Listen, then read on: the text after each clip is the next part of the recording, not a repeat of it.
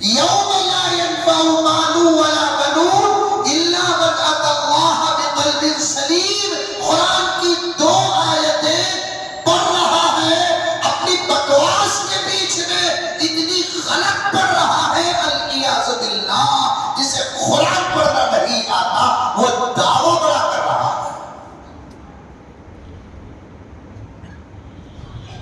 یہ بات کیوں آئی؟ ہر نبی ماں پیٹ نبی ہوتا ہے. کوئی نبی پیدا ہوتے ہی 2 دن میں اعلان کر دیتا، کوئی نبی سال میں اعلان کرتا، کوئی نبی 10 سال میں اپنی نبوت کا اعلان کرتا، کوئی نبی 40 سال کے بعد اپنی نبوت کا اعلان کرتا. جب جیسی ضرورت ہوتی ہے ویسی نبوت کا اعلان کرتا ہے. حضرت عیسیٰ کو کیا ضرورت پیش آ گئی کہ پیدا ہوتے ہی 2 دن میں اپنی نبوت کا اعلان کرنے کی؟ کیونکہ حضرت عیسیٰ ہر اعتبار سے بغیر باپ کے پیدا ہوئے، ہر اعتبار سے. یہ ہر اعتبار سے سمجھو آپ، باپ کا تو ہونا ہے، باپ کا خون کے قطرے سے بچہ پیدا ہوتا ہے. نظام کائنات ہے، اللہ تعالیٰ نے انسانیت کو فروغ دینے کے لیے یہ نظام بنایا ہے. لیکن حضرت عیسیٰ اس سے مستثنا کہ حضرت عیسیٰ کی اماں حضرت مریم علیہ السلام وہ پوتر، وہ پاکیزہ، وہ طاہرہ عورت، جس کے بارے میں آتا ہے کہ کسی بڑے نے کیا چھوا، کسی چھوٹے سے بچے نے بھی حضرت مریم کو چھوا نہیں.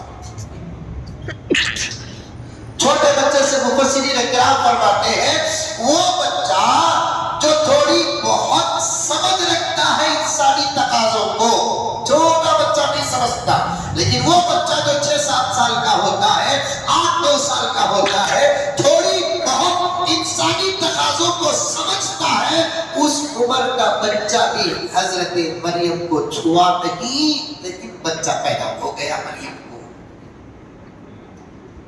لیکن ہضم ہونے کی نہیں تھی،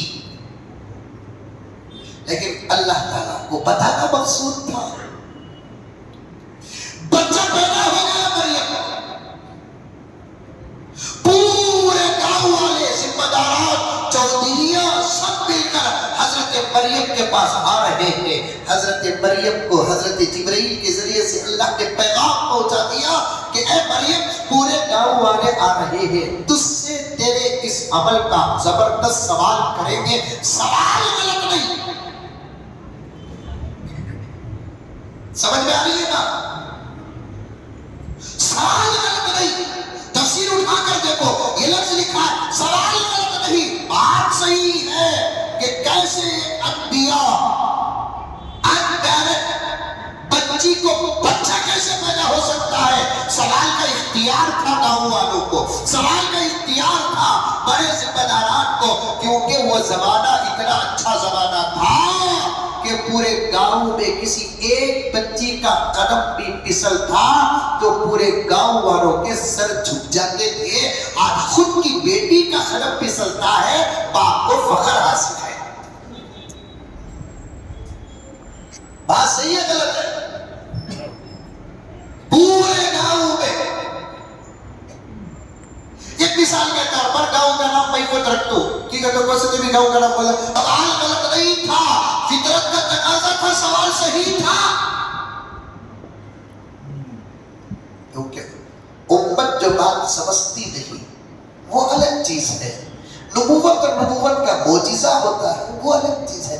آ کر پوچھتی ہے جواب، وہ بھی کیا انداز سے پوچھتی ہے، اخت ہارون ما کان ابوکی امرأ سوء وما کانت امکی بغیہ.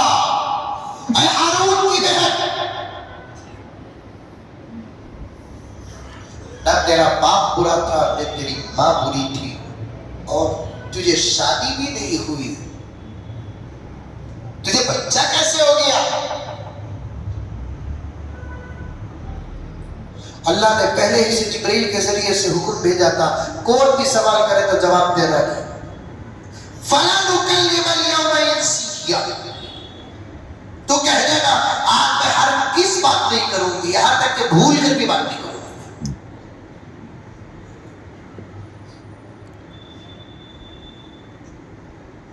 ارے ہمارے سوال کا جواب دے. اللہ نے کہا کہ مریم جب سوال تجھ سے ہوگا تو تیرے بچے کی طرف اشارہ کر دینا کہ میرے سے کیا سوال کرتے ہو، جو پیدا ہوا اس سے پوچھو. فاشارت الیہ،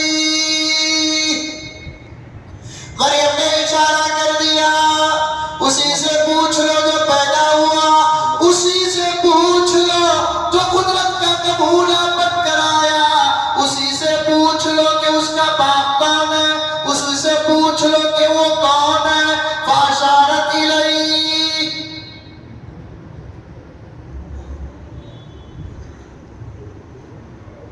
گاؤں والے غصے میں آ گئے. دیوانی کیف نکلم من کان فی المہد صبیا. ابے کیسا تجھے سوال کرنے تو بچے کی طرف ہونے، بچہ کیسا بات کرے گا؟ اسے تو بات کرنے کے لیے کم سے کم 4-5 سال تو ہونا ہے. یہ آدم کی اولاد سے لے کر اب تک کا نظام برابر چل رہا ہے کہ بچے بات کرنے کے لیے 4-5 سال تو لگ ہی جاتے ہیں. اب کیسے بات کرے گا بچہ؟